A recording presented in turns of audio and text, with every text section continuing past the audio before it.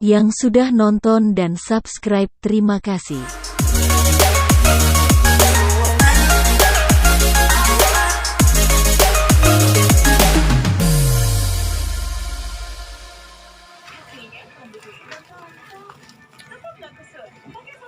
Setelah shampoo yang menutrisi dan melembutkan kulit ekstra. Khawatir rambut kusut atau rontok? Coba Samsung Conditioner.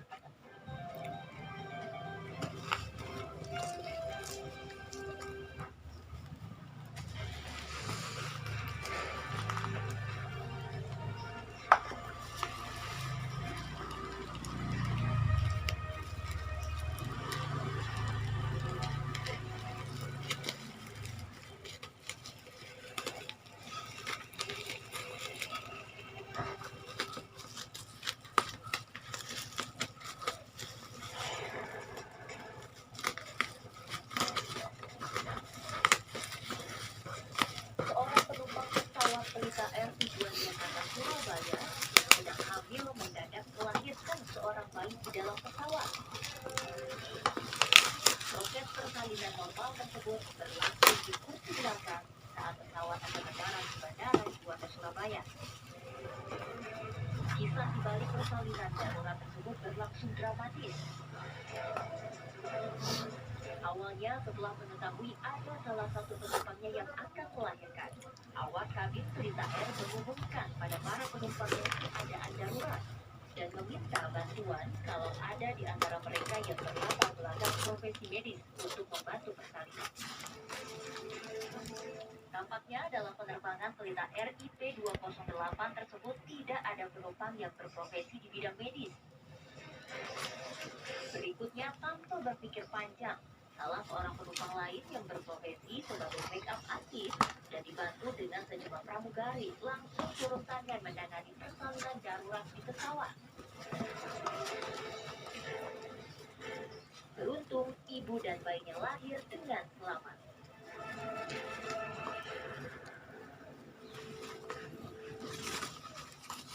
Ya, bayi lahir di tangan penata rias. Kita akan bahas lebih lanjut hari ini pemirsa bersama dengan sejumlah narasumber yang sudah hadir melalui virtual. Salah satunya adalah Mbak Yulia Maria, seorang makeup artist yang turut membantu persalinan di pesawat. Assalamualaikum, selamat siang Mbak Yulia. Waalaikumsalam, selamat siang Mbak. Ya, dan juga bergabung bersama kita pemirsa ada Alvin Lee, pengamat penerbangan. Selamat siang Pak Alvin. Selamat siang, Mbak. Ya, baik. Mungkin kita ke Mbak Yulia dulu ya, karena kita pengen tahu sebenarnya pada saat itu ceritanya tuh kronologinya di pesawat seperti apa sih, Mbak? Kronologinya ya yang pasti waktu itu kan saya duduk di bangku bagian depan kiri, yang melahirkan itu duduk di bangku bagian belakang. Setelah itu ada pramugari yang pengumuman siapa yang bisa ada tim medis gitu kan. Waktu itu udah yang panikan yang terjadi di dalam pesawat ya Mbak ya. Terus aku akhirnya tergerak pengen bantuin aja gitu, karena saya lihat kok nggak ada yang tim medis atau yang bantuin gitu, cuman ada pramugari dan ada ibu mungkin yang ada di sebelah penumpangnya itu. Setelah itu saya beranjak dari tempat saya berlari ke belakang dan saya sudah melihat ada bayi yang lahir dan digendong sama ibu-ibu yang juga panik, gimana gitu kan. Nah saya itu akhirnya memberanikan diri karena saya juga punya keluarga yang hujan dan pernah saya melihat proses kelahiran, dan saya pernah juga melihat di film itu ada proses kelahiran, menolong kelahiran. Dari saat itulah saya akhirnya memutuskan untuk menolong bayinya, karena bayinya masih pusarnya itu masih nyambung sama ari-arinya.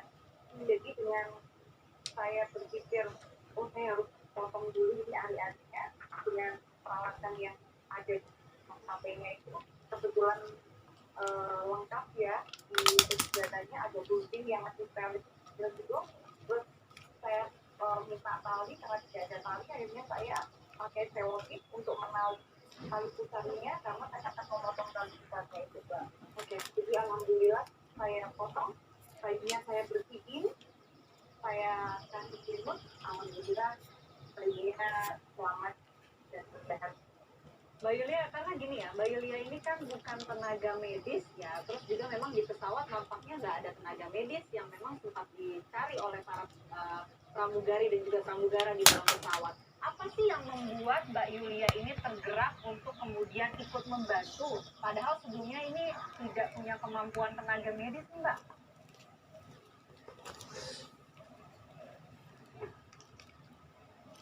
Halo. Oke, baik.